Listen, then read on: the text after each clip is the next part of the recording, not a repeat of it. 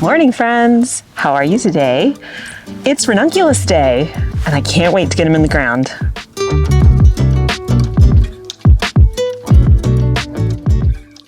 So, after pre-sprouting and having them sit for, I think it's been about 2 weeks, they're looking great. The ranunculus corms have sprouted not only roots, but also some green growth up top. Not all of them, but we are ready to put them in the ground here at the new farm.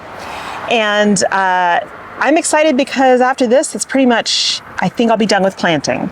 And we can move on to all the other things that need to be tackled. So first thing, I want to show you what they look like. I brought all the trays out. Some of them are further along than others, but for the most part, it's perfectly fine to put everything in the ground right now. So here's an example. This happens to be the Tecolote salmon variety, but you can see, green sprouts on these. So they're still in the trays that we put them in. And what I'm going to do here is I'll pull up. I got to be careful because I don't really want to break off these sprouts here. Okay. So as you can see, this is actually a single corm.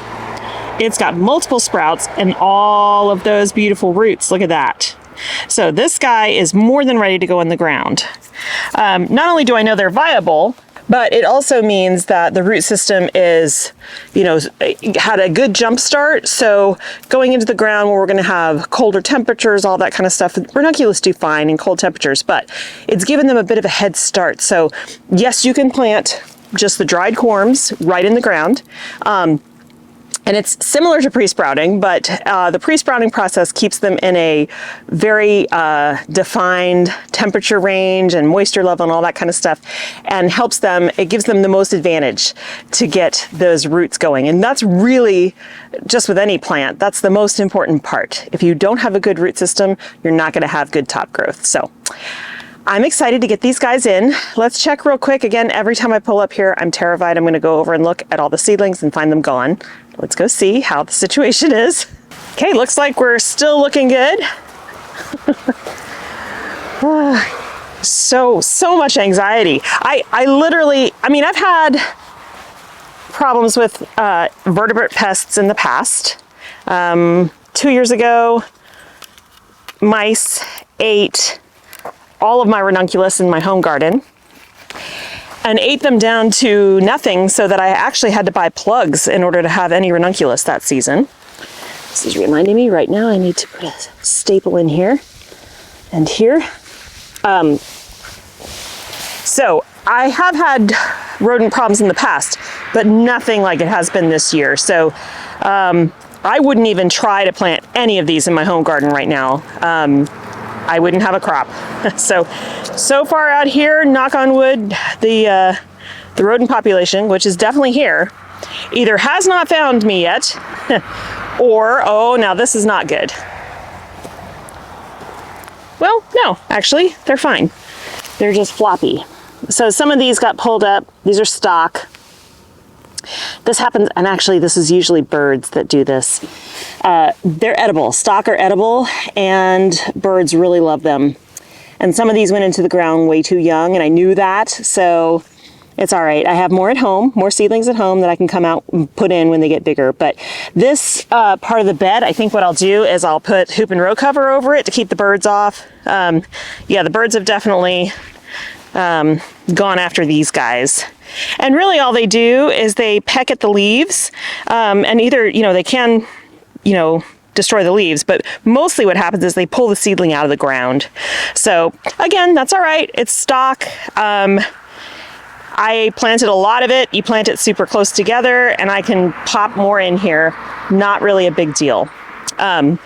So I'll cover those guys, and I'm actually considering covering everything with hoop and row cover because, yeah, see these stock back here? Oh no, these are status. Yeah, but they definitely got picked over by birds. This always happens, status and stock. The birds really love them. But the status, I notice, pretty much always come back. So, but it would help if I covered these. We are, this weekend, supposed to get 1/2 inch of rain, which is both exciting and also scary. because I have no idea how the water management is going to work here. If you look just to the north-south of where I'm standing, there's a big hill. There's a big hill. It goes way up there. There is a cut in this hill that kind of the water should pool, because it's very obvious when you go look at it, the vegetation that's in that gully, that the water naturally runs there. But of course, it's not going to all run there. It's going to run down this hill. So for the most part, it should start to soak into the soil before we have massive runoff. But, you know, if we're going to get the storms that they're saying we're going to get this year, we are going to have massive runoff at some point, and I'm definitely anxious about that. I hope that nothing washes away all my beds here. We'll see. If that looks like it's starting to happen, we're literally going to have to come in here and dig big trenches and swales outside the deer fence to kind of shunt water elsewhere. So we'll see. It's going to be trial and error. Usually, if I'm planting a space, I'd like to watch it for a season to see where the water's going to go, but didn't have that option this year. So this is, like I said, going to be trial and error, and we'll just have to see what happens. So we've got these two beds over here, completely empty, ready for Ranunculus. I think what I'm going to do first, though, is go turn on the irrigation, because these guys are looking a little dry since they're newly planted. I have it running every other day, but I think right now they kind of need every day, because this is not bird damage. This is also stock. That's dehydration, right? So these guys need a little bit more water. Again, this soil has been sitting unirrigated and untouched by water since April. So very dry. It's going to take a long time to really start to hydrate. But this ½ inch that we're supposed to get this weekend should help a lot with that. It's funny because the October 23rd weekend that I was gone in North Carolina, we also got a ½ inch in rain, and the 65-gallon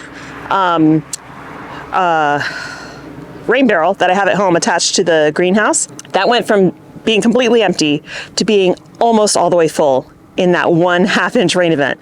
That shows you, and that greenhouse is only a 9x12 greenhouse, right? It's not a huge roof, but it's big enough to collect almost 65 gallons of water in just a ½ inch of rain.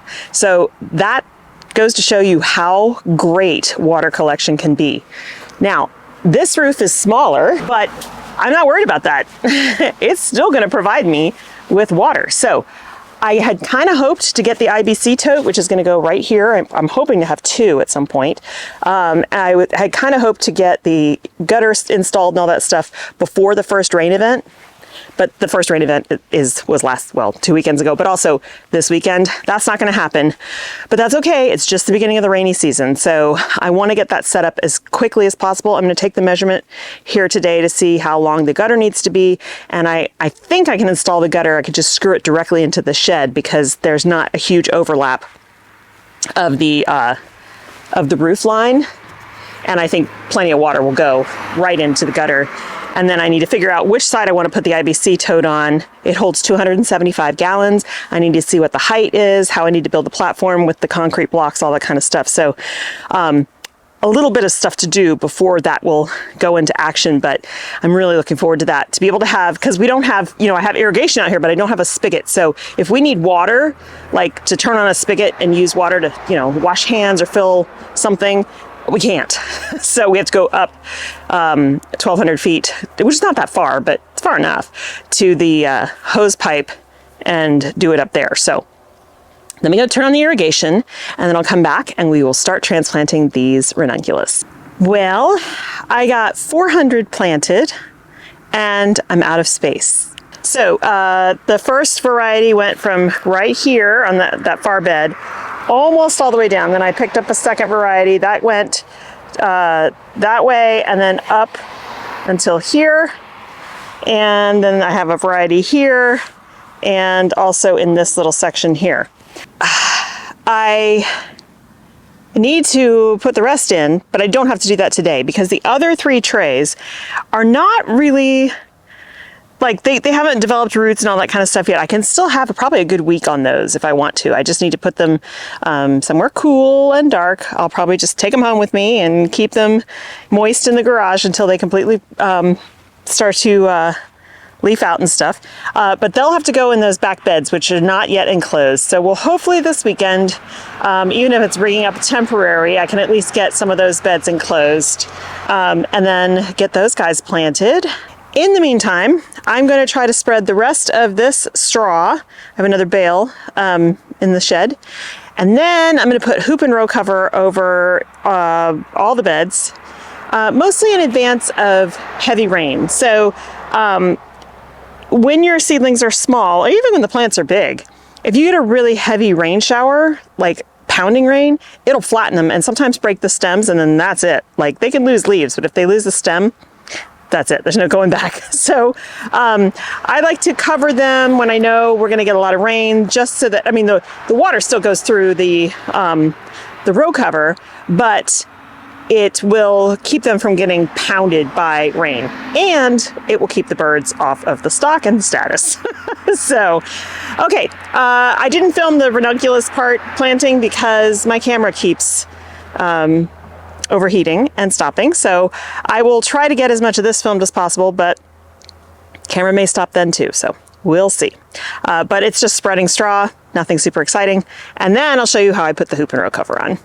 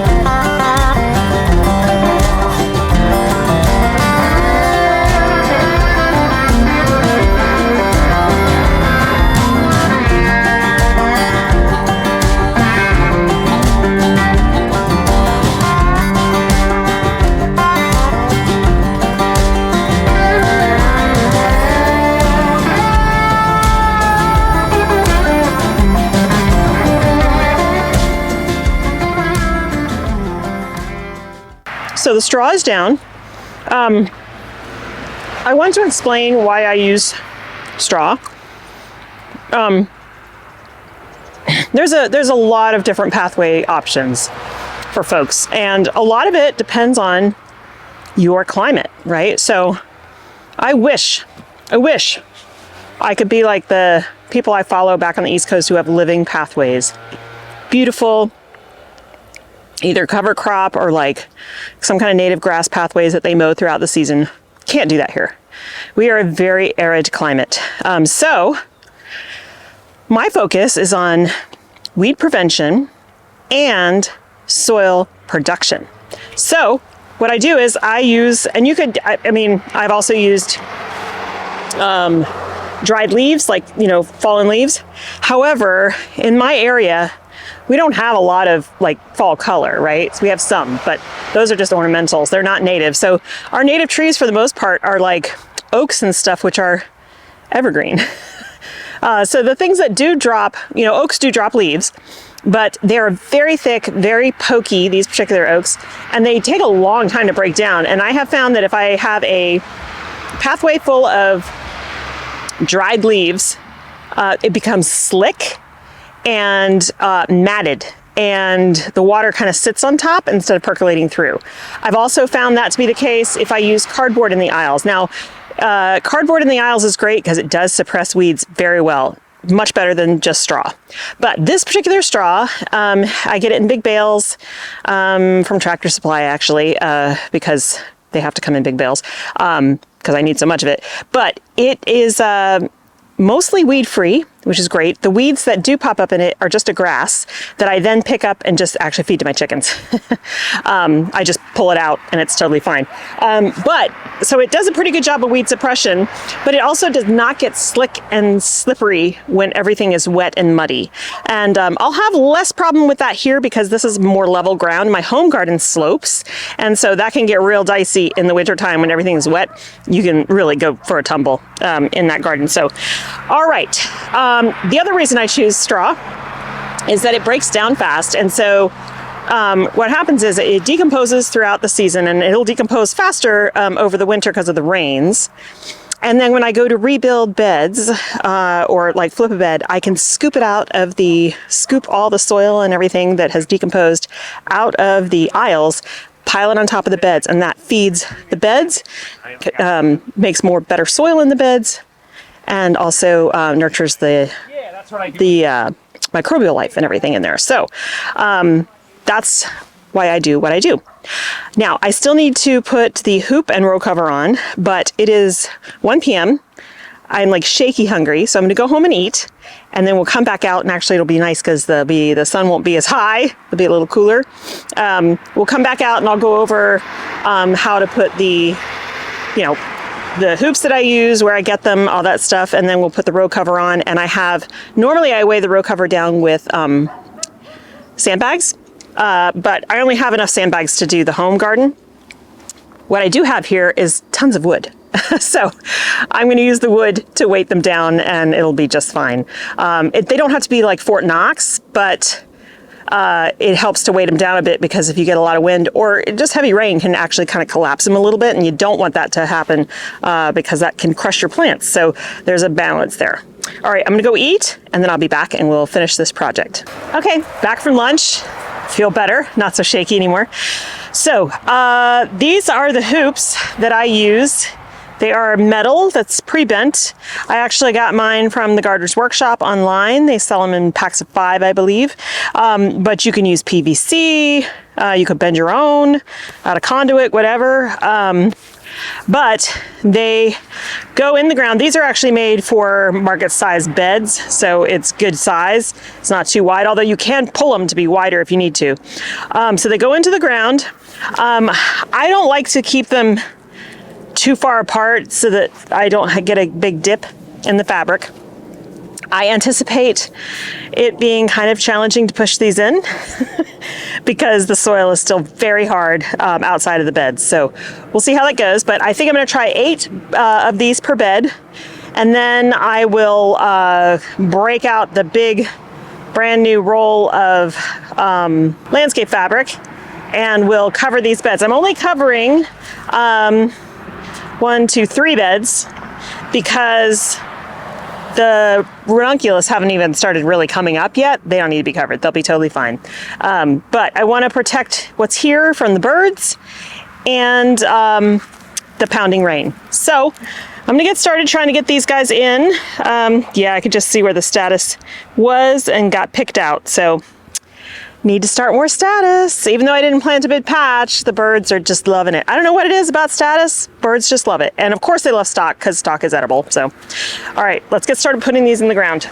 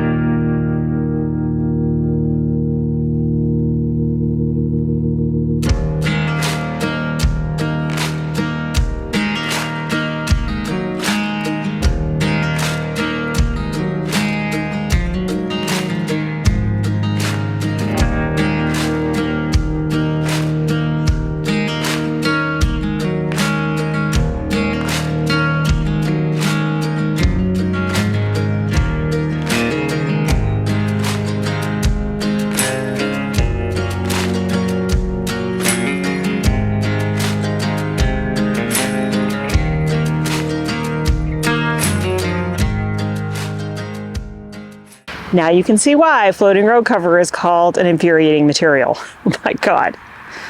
I've actually never had that much trouble getting hoops and row covers put on. First of all, the hoops barely are in the ground. The ground is so rock hard. So over the course of the season, I'll have to really push them in higher. Secondly, I guess because there's a breeze, and this is obviously easier with 2 people than with 1, but I've done it by myself many, many times. This is just so, oh my God, I was pulling my hair out at the end. I was like, I was about to cry with frustration, you know, where you're just like, really? That's how I was feeling. So I'm also not very happy with how it's weighted down. This is not the best weighting mechanism. It really makes it a lot stronger if you could put a weight at every hoop on both sides, then it really holds it down. But I mean, for right now, it's just to prevent birds from getting at it. I think what I'll do tomorrow at Fish Ranch, because I'm going to go there and take down the rest of that fence, is I'll get a whole bunch of bricks. I'll pack as many bricks as I can in, and I can come back out here and weight down everything at the poles with a brick, and that will help tremendously. Additionally, I don't really want to leave this on all the time, just until they size up a bit, unless there's going to be a rain event. So basically what will happen is during the season, I'll take it off over to the side, and then when I need to, I'll pull them back over. So like, let's say we're going to have a really hard frost. Even though they can handle frost, it helps. It just gives about 5 degrees Fahrenheit of extra protection. So, you know, if we're going to have a hard frost, I'll cover them up. Mostly right now, I'm keeping them covered, not only because we're getting the rain, but again, the birds. I want these, especially the status and the stock, to size up a lot more, because once that happens, then a little bit of bird predation is not really going to have a problem. So, I am done. That finished me, because that really frustrated me. Plus, it's getting late. I need to get home so I can take Aiden to work. Yeah, so tomorrow,